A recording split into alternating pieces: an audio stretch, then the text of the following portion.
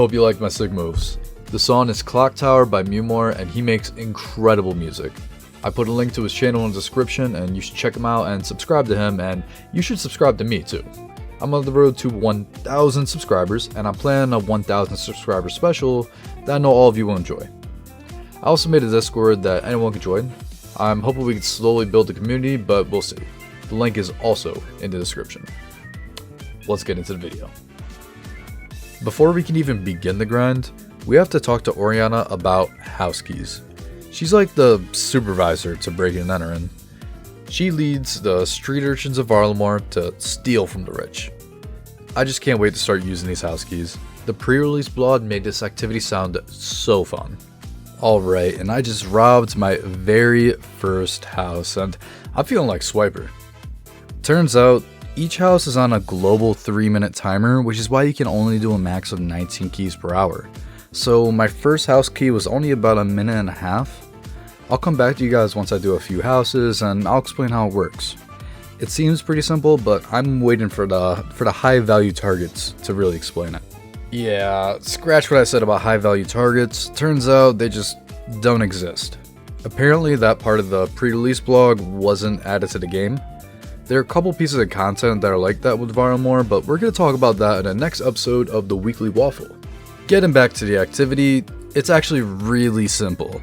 All you do is find one of the 3 houses that are locked, use the house key, and search the furnishings. You'll auto search and find valuables, blessed bone statuettes, or jewelry. You can bring a chisel and break down the blessed bone statuettes for 125 bone shards, which is either 600 or 750 prayer XP, depending on whether or not you use Sunfire Splinters, or high elk them for 1.2k. Now as a hardcore Ironman, I'll definitely break them down because I need that prayer XP, brother. I'd bring high elks here because you get a lot of jewelry and you can elk in between houses or in between searches if you time them properly. Speaking of between the houses, there's a fairly long run between houses, so I recommend bringing something to do in between them. For example, fletching headless arrows or darts or bolts or whatever you want to fletch. Going back to the inside of the house though, eventually an arrow will appear that lasts 7 seconds over one of the furnishings.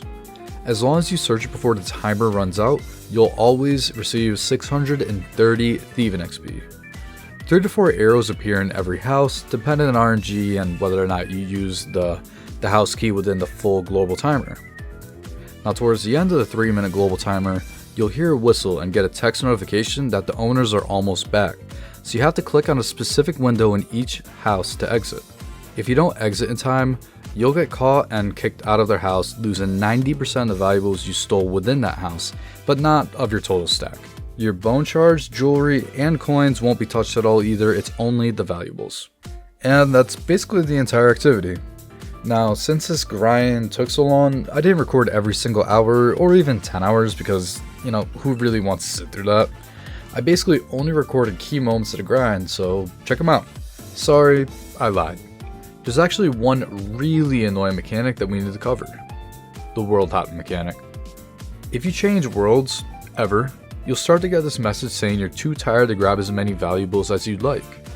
Now the wiki says that doing an activity for too long will result in this message, but that's cap. I did for 16 hours straight in one day. So I promise, there is no number of houses that'll cause this message. It's only when you world hop.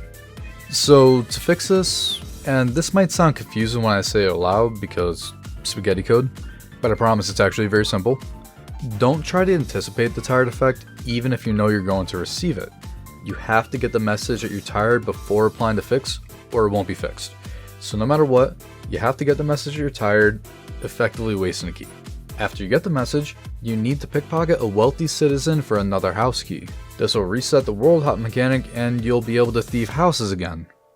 Or so I thought. This normally works, but sometimes it didn't. Sometimes I had to specifically wait for wealthy citizens to be distracted and then thieve a key during the distraction to reset it. Seriously, it's annoying. But towards the very end of my grind, I also realized that you don't get the message if you stay in the same world, even between days. For example, I only logged onto world 443 for 3 days straight, and I didn't get the message once. So if you don't want to add to your key stack, Just stay in the same worlds, but even between days, and you'll never have to worry about it. And if any of my viewers update the wiki, please update the wiki with the information I'm giving you. Source this video if you have to, because the current information on there is going to make players who read that first not want to take part in this activity. Back to the grind though, if you can call this a grind at this point, because this is like a super social activity. I've had a lot of conversations with people here, and normally that's impossible while training thieving because you have to click so much. It's actually so nice. I enjoy it very much. And there is our first 10,000 valuables, which is 550 KGP and 78 keys. That's about 130 valuables per house, and with the alchables, we've already made 610 KGP in a little over 4 hours. We also have 3250 bone shards, which is 19,500 prayer XP. Not bad so far. Okay, and we just passed level 101 thieving with 15.8 million thieving experience. Really curious to see what imaginary level we finish at. Alright, and we just passed 100 million total XP on the hardcore. Feels great, man. Oh yeah, this prayer XP is starting to get juicy. 20,000 blessed bone shards, baby. 120,000 prayer XP. Bro, oh my god. Right when the YouTube starts to pop off, RuneScape starts dying? I mean, 0 people in almost every single world? Guess it's time to pack up the bag and go to Genshin Impact. Alright, and that's 500 keys down with about 65,000 valuables and 24,000 bone shards. If the math is math, then we should end with about 260,000 valuables and nearly 100,000 bone shards, which is roughly 600,000 prayer XP. Alright, we just passed our first 100,000 valuables, which is about 5.5 mil GP. Also, I don't know about you guys, but I love seeing white stacks of any item, bro. It's so satisfying. Bro, I just met the real Tirzu. Like, I'm over here fanboying right now. You guys don't understand. I've watched this guy for years. If you haven't seen Tirzu, you should really check him out. He has a really big channel and makes very entertaining content. He's a real treat. Alright gamers, we're 5 days in already and we're about to pass 20 million thieving XP, only a tenth of the way to 200 mil. We're not gonna do that. But I've been going for 1 million experience a day, which is roughly 9 to 10 hours a day, which is also a little under 200 keys a day. So just 5 to 6 more days of this and we'll be finished. Hey Ben Lawal boys, but we just passed 50,000 bone shards, a juicy 300,000 prayer XP. I honestly don't know how long it's been, I've lost track of time, but we have about 700 keys left, but more importantly, this is 1 million GP from Alkin alone. A nice little bonus. Yeah, remember when you were like 13 and ERP'd back in like 2010 in Lumbridge? Well, Bugs and Sucky Bunny haven't left that era. My god, bro, she's even in a bunny outfit. Oh, fuck, that's crazy, bro. We finally passed 200,000 valuables, a solid 11 mil. We still got a while to go, but it's a nice chunk of change. Yo! We just passed 25 million thieving XP. God damn. Still no Rocky, by the way. Oh, and yes, if you were curious, you can receive Rocky. I recorded the clip of someone getting Rocky, but unfortunately the clip got corrupted. I tried asking Mod Ash for the rates, but he basically told me to kick rocks in his very nice, educated British manner. And we're on our final house key. Weird how 115 hours can be condensed into only a couple minutes. But yeah, it's basically the same thing over and over, and I don't want to milk it more than I already have. So, while we're on the final house key, and before we trade in all our valuables and analyze the results of that entire activity, I want to talk about my gripes with the method and some missed opportunities. So, my first and only real gripe with the activity is the world hop mechanic.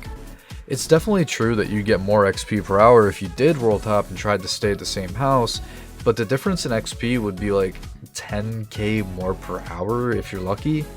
Obviously, I can't give an exact number, but would it really be this really crazy number that's worth nerfing?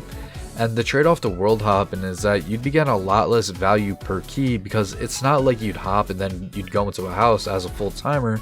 No, you'd probably get a third or 2/3 of the value of the key. So you'd be using more keys per hour and getting more XP per hour, but you're sacrificing overall GP and prayer XP too. And my friend brought up a good point that the faster you use keys, the faster you can get back to thieving wealthy citizens, and that would also increase your overall XP per hour. But honestly, if someone wants to go through all that effort, just let it happen, because either way, Blackjack Inn and Pyramid Plunder are still more XP per hour. And early 80s, maybe even mid 80s, Arty Knights start to outscale this activity too.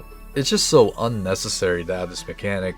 I mean, if someone wants to put more effort into the activity, they should have the freedom to do that, especially when it's not game breaking. Also, Varlamore thieving is one of the only real social activities thieving has, as in you can freely type while training. So sometimes friends or clanmates want to do the activity together, which means they have to world hop, and you're creating an obstacle to prevent that from freely happening. It's just so annoying. But the worst part of the mechanic is that it's not intuitive at all. What I mean by that is, someone who hasn't done this activity before will get this message and they won't know how to fix it. In their mind, they've been doing the activity for too long, as the dialogue suggests, and will either leave frustrated to go do something else, or Google the message and try to figure it out. So if a core mechanic to the activity has to lead someone away from the activity or away from the game, it's not intuitive at all, and frankly, it's shit. I want to be clear about this too. These aren't just my words. I've done this activity for 115 hours and I've explained the world hop mechanic to a lot of people, and this is the overall sentiment these players gave to me. So I think the mechanic should be removed altogether, but if they don't want to remove the mechanic for whatever reason, at least make it simple to reset it. For example, you could lead players to Oriana through the chat message and she could sell you a one-time use thieving rejuvenation potion that can revitalize you and allow you to pickpocket or rob houses freely again. Doesn't that sound so much better and immersive? I mean, the idea of resetting this tired effect by doing another activity really doesn't make sense. But okay, I talked a lot about that. Let's move on to the missed opportunities. Also, problems aside, I'm glad that they had this in the game. A lot of people really hated training thieving until this was released, so it's a great and a very welcome addition to the skill. But I think there's one glaring missed opportunity to this method: a higher level alternative. I think that they could have added an upstairs that also has furnishings for us to steal from, requiring a higher level such as 90 thieving. This area would offer slightly higher XP rates, nothing too crazy, because obviously this is still a low effort activity, and it'd give more valuables per hour, let's say 1.5 times the amount. Now, I had the idea of the higher level areas being connected with agility obstacles in between the houses too, such as tightropes, so you'd also gain a small amount of agility XP too.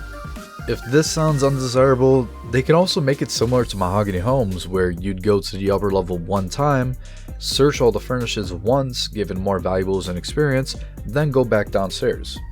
Basically just more effort for more rewards that you can unlock by being a higher level.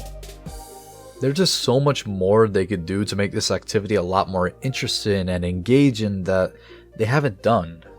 It's honestly very frustrating. But alright, you guys heard me bitch enough. Time to get to the final results of our grind. After about 115 hours of breaking and entering, it's finally time to trade in all our valuables. We have 262,745 valuables, and that comes out to a whopping 14,450,975 GP. If I had 8,000 glory from the Coliseum, it'd come out to a little over 17 million GP, but this is my mid-level hardcore Iron Man, so no.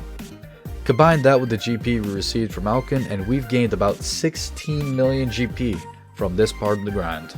We also got 91,000 blessed bone shards, which equates to 455,000 prayer XP without splinters and 546k with. Getting this amount of GP and prayer XP with basically no requirements definitely make this a contender as one of the best ways to start any account. I especially recommend this to early game Ironman, especially hardcores and Ultimate Ironman, because it's very hard to get prayer XP, and hardcores and Ultimate Ironman, they just don't have reliable access to the Chaos Altar. I haven't mentioned it until now, but you can also get an early power amulet here because you get diamond amulets from looting the chests. As for the XP, we gained about 11.9 million thieving XP at roughly 108k XP per hour, so the grind took us about 110 hours. This number is slightly skewed because of the world top mechanic. I actually ended up getting 44 more house keys, and some of the keys were basically just thrown away because one key would be wasted from the tired effect. So the actual number of keys used to their full effect is between 2020 and 2030. I'm not sure, I wish I kept better track of this. So we all know that this is a two-part activity, so it's only right that I talk about the first part as we wrap this up. In our last video, 10 hours of pickpocketing wealthy citizens, I gained 1.7 million thieving experience and about 2.85 million GP. Combining everything together, I gained about 13.6 million thieving XP and earned almost 19 million GP. So, if you're considering doing this from level 50 to 99, you should have similar results to me, and it'll take you roughly 130 to 140 hours because your rates at 50 will vary greatly from mine at 99. And that's all I have for you GigaChad gamers today. If you enjoyed the video, found it useful, or love to hate me, like, comment, and subscribe. And a massive thank you to my one and only YouTube member who has the ability to see this video early, SOHC Tony. Thank you for watching. I'll see you in the next one.